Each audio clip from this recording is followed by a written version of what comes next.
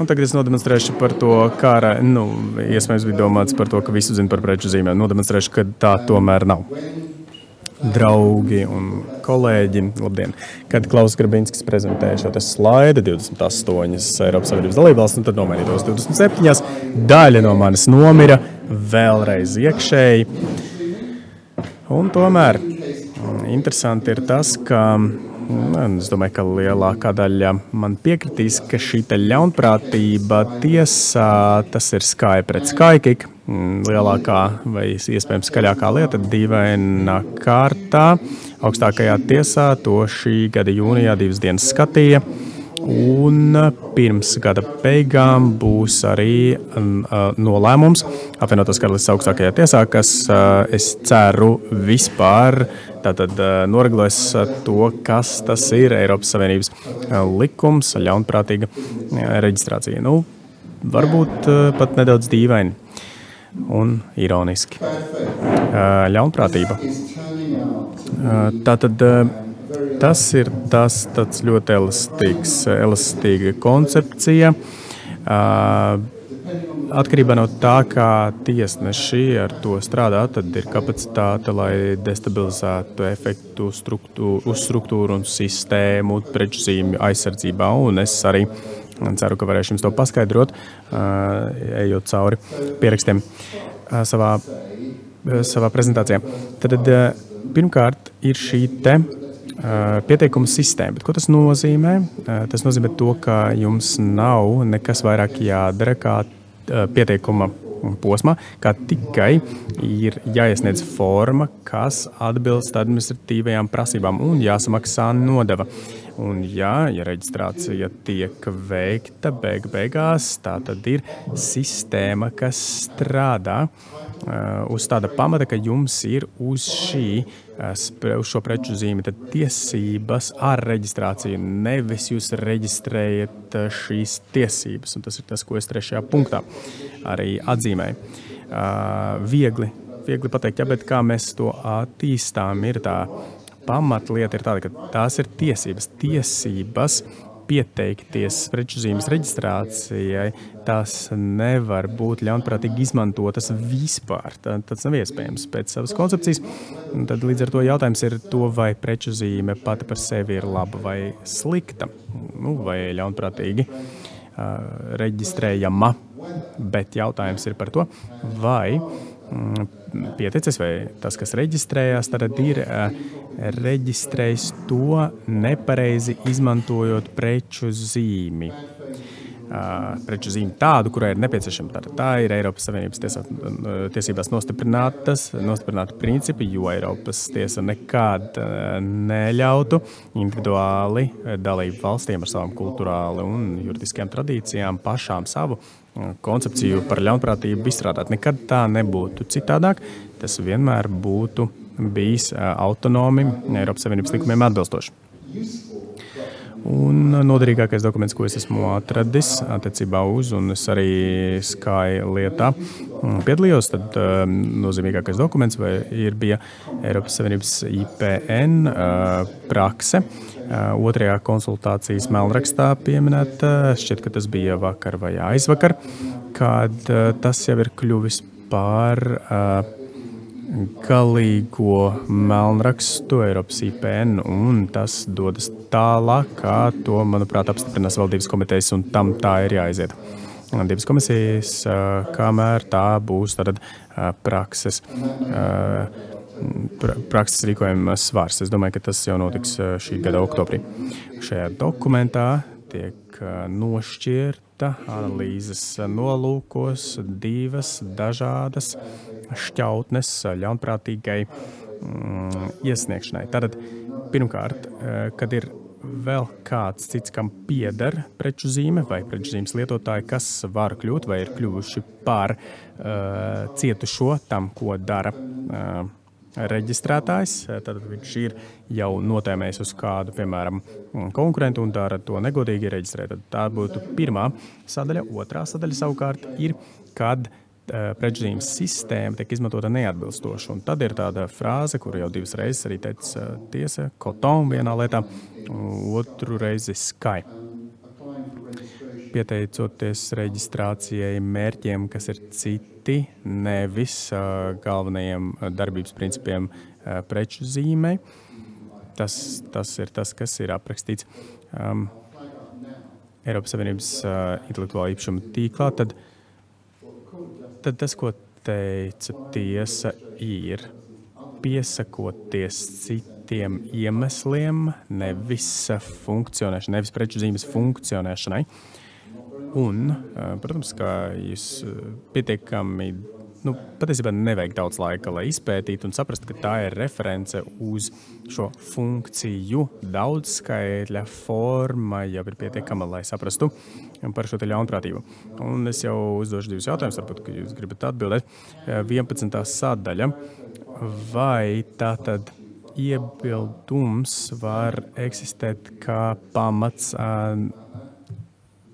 tam, ka tiek... Tātad vai iebildums pret negodprātīgu iesniegšanu var aizstāt citus reģistrācijas atlikuma pamatojumus?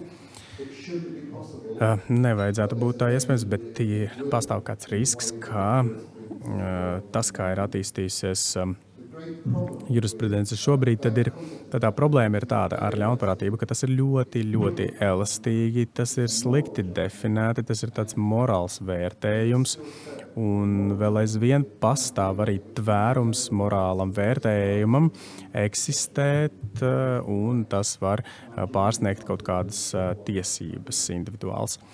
Es arī došu piemērs. Otrais jautājums, vai prasība pret ļaunprātības faktu padara šo iebildumu stingrāku vai vairāk konkrētu vai specifiskāku nekā doktrīna, vai katrai valstī ir kaut kādas variācijas, vai tas ir striktāk nekā doktrīnā par tiesību ļaunprātīgu izmantošanu vai kā citādi, kā tas eksistē dalību valstu likumā, vai kāds vēlas atbildēt uz šo? Labi, tad atbildēšu es. Un būtībā tā vajadzētu būt.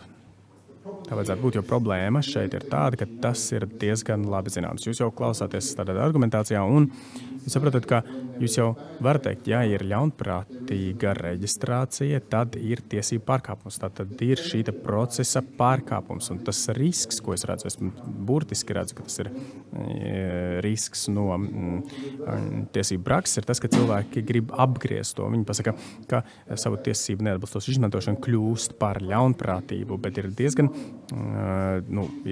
daudz cilvēku, kas vēlētos to padarīt par sinonīmu, bet es atklāšu arī savus iemeslus, kāpēc ka ļaunprātība nozīmē tikai un vienīgi to ļaunprātību, un tas ir stingrāks aspekts, kurš var iebilst. Es domāju, ka man vienkārši neizdodas ritināt uz leju, jo iespējams rokas sasvīst, tā tas notiek.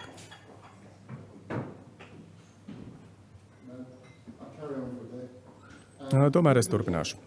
Kurš var iebilst? Iebilst var jebkurš. Nav jābūt privātām tiesībām uz konkrēti iebildumu celšanu. Jā, varbūt neaiziet tālu. Un savā 13. paragrafā atklāja to, kā tas ir, kā tiesa progresē ar šī jautājuma izskatīšanu. 13. punktā pierakstīts, ka nepastāv nekādas prasības, lai iebildumu iesniedzējs būtu īpašnieks identiski vai līdzīgi agrāk preču zīme vai apzīmējuma, īpašnieks, kas aizsargāts ar reģistrāciju vai tā rezultātā, ka tas ir izmantots konkrētā teritorijā, uz kuru attiecas reģistrācijas pieteikums. Tas, ja jūs tā gribat, tas varētu būt jau stingrāk, un tieši tāpat, jo es pievienoju 14. punktu, ka novērtējumi, kas ir būtiski, lai noteikti, kas ir relatīvi iemesli, pastāv iebildumi, nevienmēr ir piemērojami, ļaunticības esamības konstatēšanai. Un tad šis ļaunprātības iebildums pamatā atšķirs. Vēlreiz to uzsvēru, ka ļaunprātība tieši to arī nozīmē, tā ir fundamentāli atšķirīga. Tai nevajadzētu pārsniegt vai arī nevajadzētu tai absorbēt citus pamatus reģistrācijai.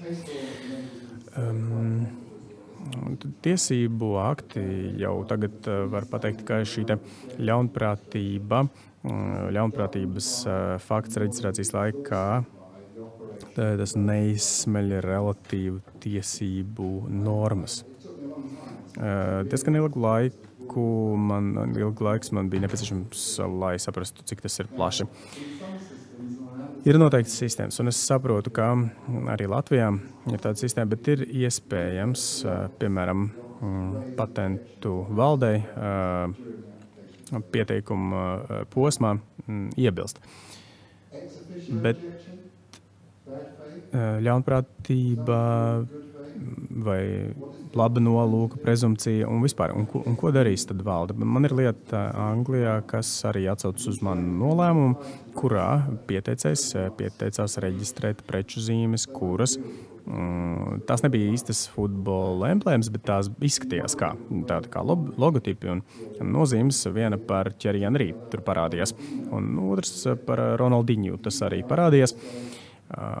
Un apvienotās karalistes intelektuālā īpašuma valde teica, nē, aiziet prom. Protams, jūs nevarat nekādu ar šādiem slavenību vārtiem, jūs nevarēsiet neko reģistrēt, bet ja jūs domājat, ka jūs varētu, tad iegūstat viņu rakstisku piekrišanu. Un labi, bet tas nenostrādāja, tāpēc, ka, lai šo iebildumu vispār noformulētu, tad tika veikta interneta meklēšana, tika uzrakstītas vēstules pieteicējiem. Pieteicējs bija ļoti neapmierināts par to, ka viņš it kā rīkojies ļaunprātīgi un ka viņu bija padarījuši par kādu pārkāpēju, un viņu arī neapmierināja atbildes, kuras viņam tad arī valde atbildēja intelektuālā īpašuma. Neteica, lai gan viņš bija diezgan slikts cilvēks, bet tomēr bija sašutis par to, ka viņa pieteikums tika atteikts, un šī apelācija nonāca pie manis, un es beigās teicu, ka tiešām tas ir jāaptur. Kāpēc?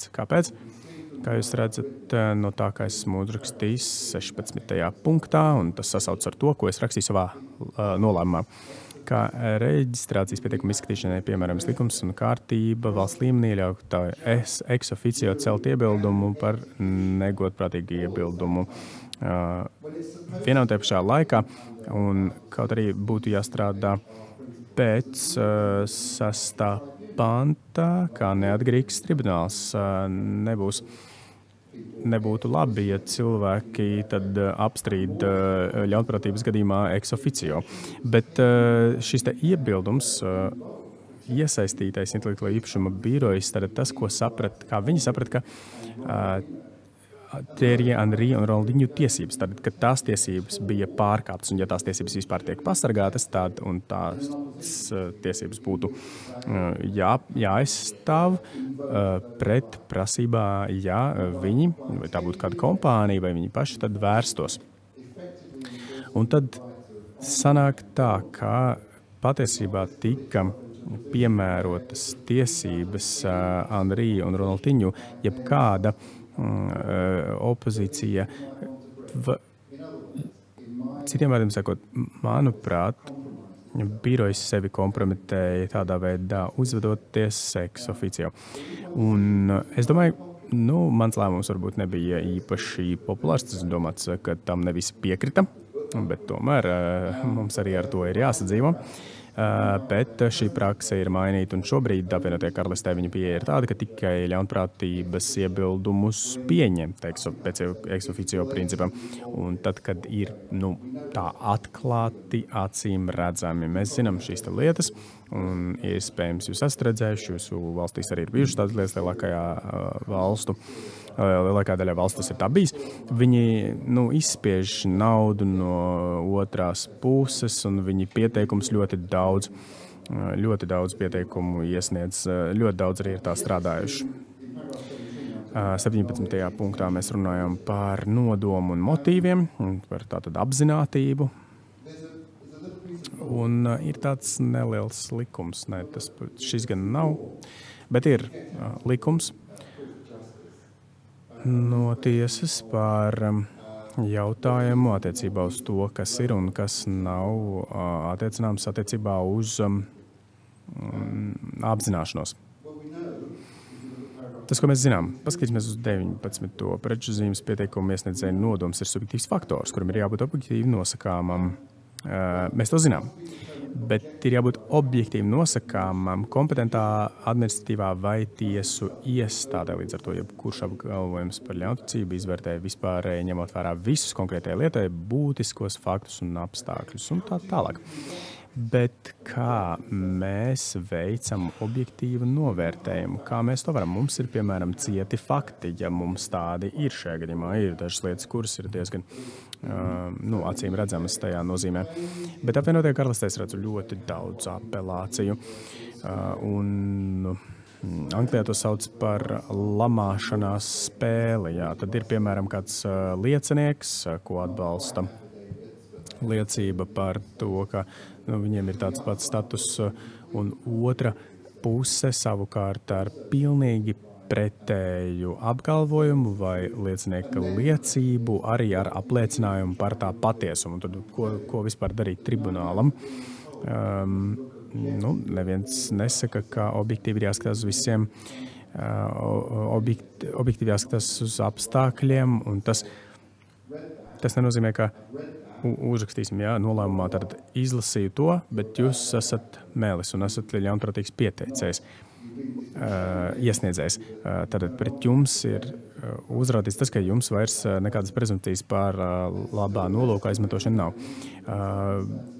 Tad, jo mazāk es to varu izmantot apvienotajā karalistē, kur augstākā tiesa ir teikusi tā, ka ja kāds kaut ko ir pateicis un apliecinājis tā patiesumu, ja jūs varat viņus pilnībā tad norādīt uz pretrunu ar kādiem citiem pierādījumiem, tad, ja tas nav izdarīts, tad ir jātic tam, ko viņi saka. Un es esmu, protams, diskutējis ar tiesnešiem no citām Eiropas valstīm. Mēs runājam par to, kā viņi ar to tiek galā. Nīderlandē bija ļoti interesanti. Nīderlandē viņi saka tā, ka ir viens puses teiktais, un tad ir otrs liecinieka liecība otram. Tad viņi skatās, kuri punkti netika atbildēti, kas ir pirmajā liecībā. Un tad viņi gaida atbildes no otrā, un tad skatās uz to, kurus punktus neatbildē. Un tā, būtībā, kā izslēdzot, viss paliek aizvien šaurāks, līdz beigās viņi apstiprina to, kas netika atbildēts saistībā ar ko. Tad sanāk, ka otra puse ir apliecinājusi kaut ko pārliecinošu. Šajā sistēmā mēs varam būt pārliecināti par to, bet ja mēs paļaujamies tikai uz to, ka kāds tikai kaut ko apliecina vai apliecina pretējo, tad mums ir diezgan daudz ļaunprātīgas iesniegšanas. Jā, pie tāda secinājuma mēs iespējams varam nonākt.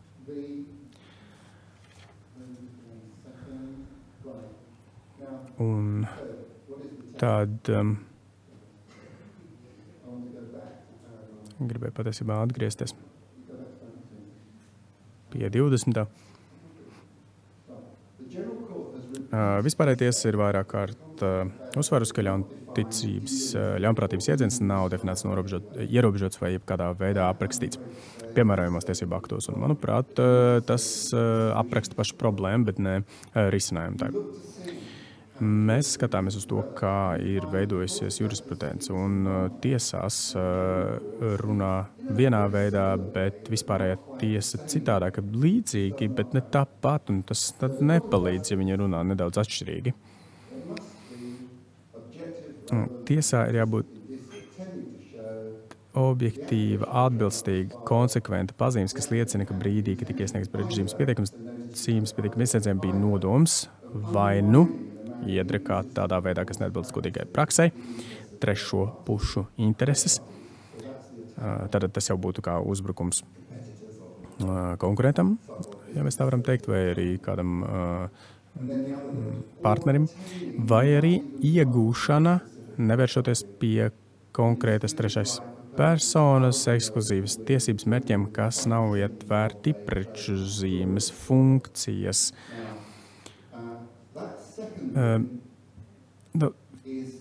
Ko tas nozīmē? Tas nozīmē, ka mums ir daudz diskusiju par to, un ir problēmas, jo ir grūti. Mēs varam jau paplašināt šo koncepciju un izstrādāt to, kas ietekmē pieteikumu reģistrācijai. Mēs uz to skatāmies no sistēmiska viedokļa. 22. punkts, ka vispārējā tiesa norāda uz nepieciešamību pēc subjektīvas motivācijas un preču zīmes pieteicējs, proti negodīgs nodoms vai cits ļauns motīvs. Es gan nezinu, kas tas ir, bet vajadzētu būt plašāk nekā negodīgs. Rīcība, kas atšķiras no pieņemtajiem ētiskas uzvedības vai godīgas uzvedības principiem, tirdzniecības vai uzņēmējdarbības praksē. Un arī šeit tas patiesībā ir apraksts tam, kas varētu būt ļaunprātīgs nolūks, bet varētu jau būt, ka šis nav. Viņš varētu arī nebūt. Tas ir kā tas mēra tieši ļaunprātību. 23. punkts, es teiktu tā. Es arī patiesībā tam ļoti pievērstu uzmanību. Novērtējums ir jāveic pienācīgi. Preču zīme ir vislabākajā situācijā, lai sniegtu lēmumu. Situācijā, lai sniegtu lēmumu, pieņēmēja informāciju par to, vai viņas nodoms reģistrācija patīkamā iesniegšanas brīdī. Ir radīta situācija, kurā cilvēki, kuri lasa un tad piemēro šo vispārējo tiesu judikatūru, viņi saka, bet ko tas izskaidro vai kas ir tam skaidrojums. Un tad viņi pret to izturas kā pret lietu, kurā atbildētāji pusē ir jāsniedz skaidrojums. Manuprāt, analīzē būtu jābūt citādākai. Manuprāt, analīzē ir jābūt tādai, ka, un jūs varētu domāt, ka tā ir tāda pūristu pieeja, un tomēr tas ir tas, kurš iebilst, un tas, kas piesaka, ka viņam ir jāiebilst un jāpasaka, ka tā ir ļaunprātība. Un tajā veidā tribunāls var tad pagriezties uz otru pusi, pateikt, varbūt jums ir atbilde, un vai jūs varat izteikties par to, un kāpēc pieredzes ir jāsaka tā, ka atbildes būs visdažādākās, būtībā kaut kas pilnīgi, kas nepārliecinās, bet tas galvenais punkts, ko es vēl gribēju pateikt, ka neviens punkts šajā uzdevumā vai piemērā neapgriež pienākuma slogu, un tad, kad cita puse, ka viņai jāsniedz ir šie skaidrojumi, un ja viņi nedara, tad ir atšķirība, teiksim, varbūt pavisam neliela, un tomēr tad ir šī atšķirība starp to un prezumcija par ļaunprātību, kur ir apstrīdama. Es gribu jūs pabrīdināt, ka adaptējot šādu pieņemumu, tas pat nav īsti labi no tiesiskā skatu punkta. Tribunāls gan gribētu, ja piemēram cilvēks ir darījis kaut ko pie noteiktiem apstākļiem un viņiem ir jāsniedz skaidrojums, jo ja viņi nesniedz šo skaidrojums, tad tā ir ļaunprātība. Tas ir kā tāds noteikums uzvedībai, bet patiesībā mēs tad vērtējam jau kaut kādu, piemērojot tam kaut kādu negodīguma struktūru. Tiesas, piedodiet, vēlreiz vajadzētu. Tiesas ir uzsvērušas. Varbūt man ķermenī nav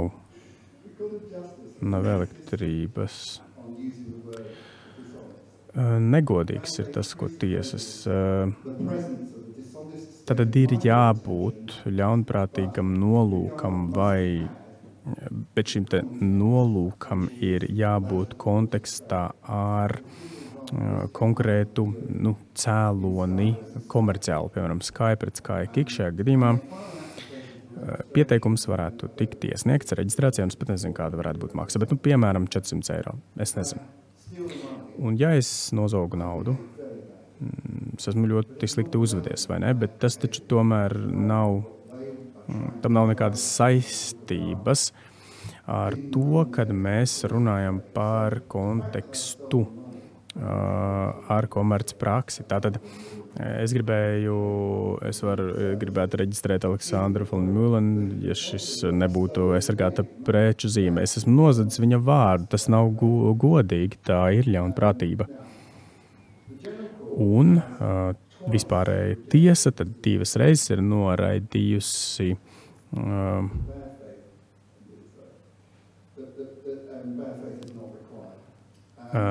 ka ļaunprātība nav nepieciešama. Ka tas būtu tā kā sistēmas ļaunprātīga izmantošana. Viņi to ir noraidījuši. Esmu arī uzsvērs to, ka otrā veida ļaunprātība, kas ir pieteikties reģistrācijai tādiem nolūkiem, kas nav atbilstoši šai preču funkcionēšanai, te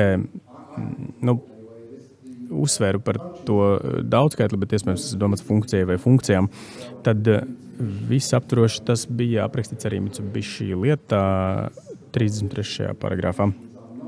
Starp šīm funkcijām ir ne tikai preču zīmes galvenā funkcija, kas ir garantē patērētājiem preces vai pakalpojumu izcelsmi, bet arī citas tādas funkcijas, kā piemēram produktu kvalitātes garantēšana vai pakalpojuma vai komunikācijas ieguldījumi vai reklāmas. Un ja mēs runāsim par, piemēram, Vācijā publicētām kādām grāmatām, autori ir identificējuši arī to, ka aptuveni 28 funkcijas preču zīmē, kādas tās varētu būt. Tās funkcionēšanai. Un mans paša viedoklis ir tāds, ka ir tāda funkcija, kas ir visiem ir šī komunikācija. Preču zīmē, jebkura tā komunicē. Tas ir par komunikāciju, par izcelsmi, par kvalitāti vai par komunikāciju, kas nodrošina to investīcijas aizsargāšanu. Es domāju, ka tas ir prečuzīmes galvenā funkcija, ir komunikācija. Un tātad, kur tad es vēlos to nedaudz saīsināt, jo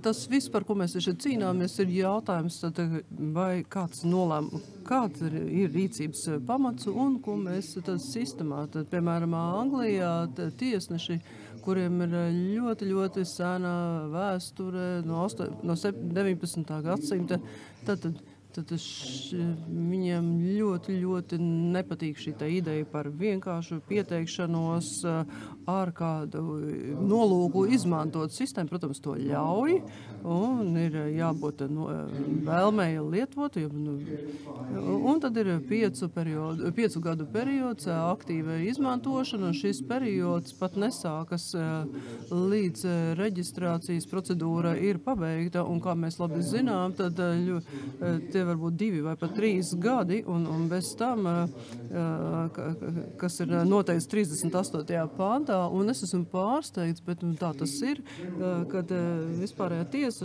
šeit skaidri pateica, vismaz tajā, ko es lasīju, ka nevar iesniegt prasību vēlmē nolēmumam lietot vai pierādījumam, izmantošanas pierādījumam, preču zīmes lietojumam, tāpatās jūs nevarat arī sākt. Respektīvi, ja šī 5 gadu periodu iesniegt pieprasījumu par šo te neizmantošanu, tad jautājums, cik liels svarīgums ir piešķirts šim 5 gadu periodam prečuzīme sistēmā. Es teiktu, ka tas ir ļoti svarīgi, kad viss ir reģistrācija un iesniegšana, viss ir ar juridisku garantiju, bet ja tas tiek iesniegts reģistrā, tad sākotnējā posmā ir jābūt šiem garantētajiem 5 gadu periodam, kad sāk izmantot. Un Angļu likums ar to ir apmierināts. Un tad ir šis arguments, kas tiek izmantots augstākā tiesā, kurā tika teikts, ka kādu laiku tas bija jāpieņem, bet tad šis arguments tagad satīts tātad, ja jums ir plašs tvērums, jūs aptverat tik daudzas lietas, visi paskatījušies uz prečuzīmu reģistrāciju, ka tas ļoti, ļoti gari. Ja jūs aptverat tik daudzas lietas un ja jums nav tiešām vēlme šo te visu plašo diapazonu izmantot, tad nekādos gadījumos nevar būt, ka ir šī te ļaunprātīgais vai negodprātīgais nolūks, un šī gadījumā tas viss grozās ap šo te negodprātīgo nolūku izmantot. Un es 44. punktā uzdodu jautājumu, ja jūs redzat preces un pakalpojumi, kas ir uzskaitīti vispārējais noteikumos, vai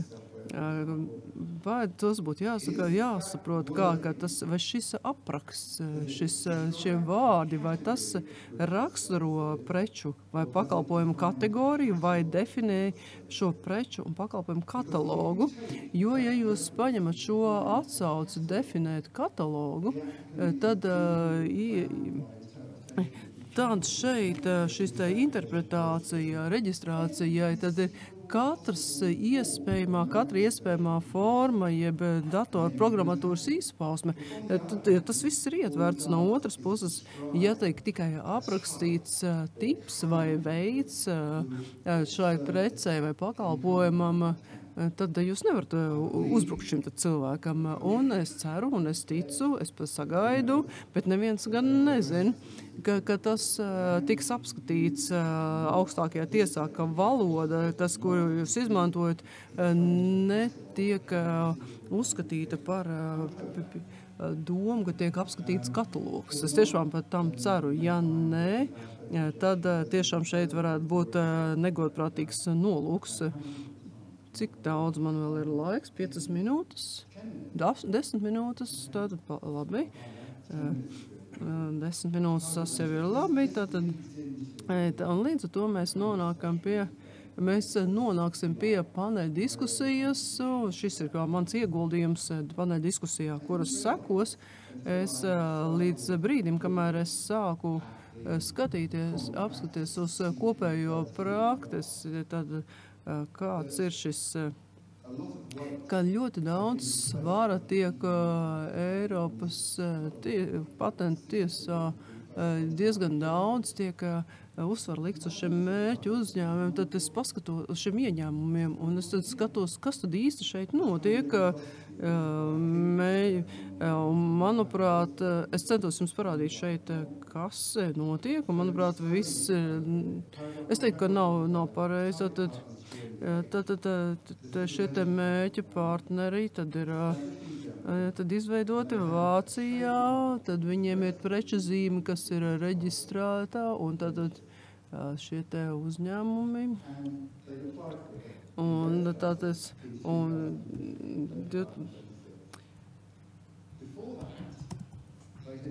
pirms tam viņi izmantoja mēršu uzņēmumu, ja izmantoja šos te nosaukumu kopš 2012, un tad izmantoja šeit šos dažādos laikos. Šis viņiem bija nosaukums targetventures.de un targetventures.com, un tad izmantoja to kā šo oficiālo tīmekļa vietni, un visur citur viņu galveno tīmekļa lapa tika apspriesti visi viņa pakalpojumi, un šeit bija šī preču zīme target partners, ir mērķa partneri.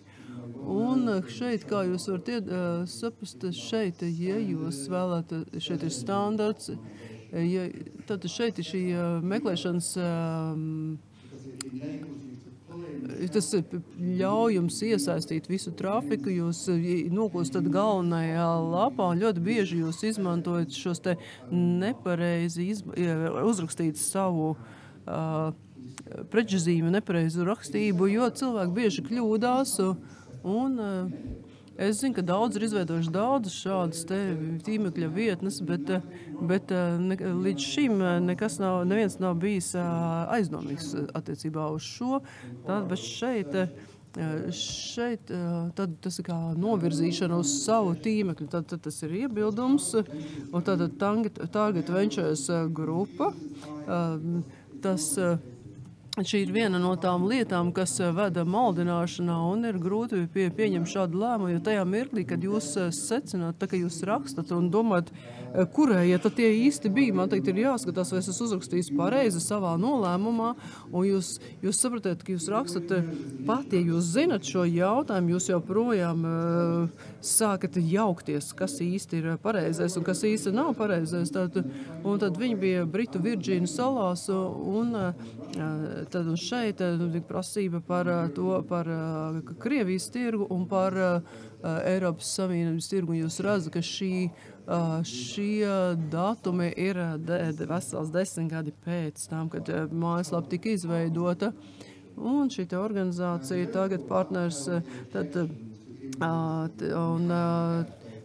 tiesa uzskatīja, ka tā ir ļaunprātīga rīcība, negodprātīgs nolūks. 49. pantā esmu to uzrakstījis.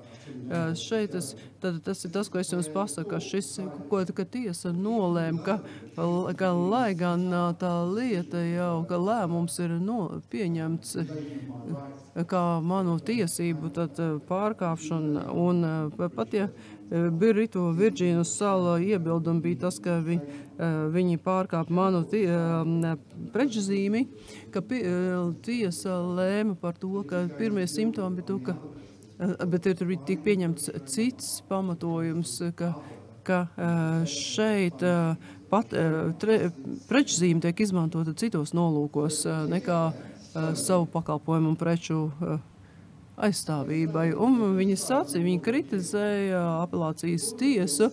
Apelācijas tiesa sacīs 100% taisnību, ka šis te apstrīdātais lēmums norāda uz negodprātīgu nolūku, un tas ir ierobežojis rīcību. Tad šeit jau mēs redzam brīdinājumu gaismas lasītājiem, un jautājums, kāpēc šāds lēmums, un tas ir teikts jau vairāk kā 100 reižu, un viņi pasaka lēmuma 28. punktā, ka ir jāatbild šī ļaunprātīgā rīcība, ka viņam bija pieteikumu iesniedzējiem bija jāzina par šo te izmantošanu, un ka ļaunticības šādai kvalificēšanai nav nepieciešams, lai iesniedzēji būtu prasītāji būtu zinājuši par trešā persona izmanto šo attiecīgo apzīmējumu. Un tāpēc, un vēl specifiskāk, viņi norāda tas, ko esmu 51. punktā norādījis, ka apstrīdētā marka bija kā pastiprinājums citai zīmei, tātad target partners, un jo tīmekļa vietnēm Target Ventures un Target Ventures ar D un com, tām nebija nekas cits, kā tikai nodrošināt pāradresāciju.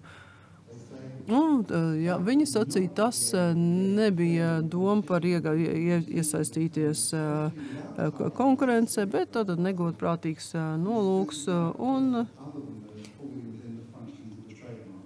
šeit bija paredzēts cita funkcija nekā prečzīmes funkcionēšana. Es šeit jau pazūdu tajā visā, jo es nepiekrītu šim spriedumam, un 52. esmu norādījis, ka viņi saka, un tas pats fakts, ka šī te prečzīme tiek reģistrēta un tiek jaukta,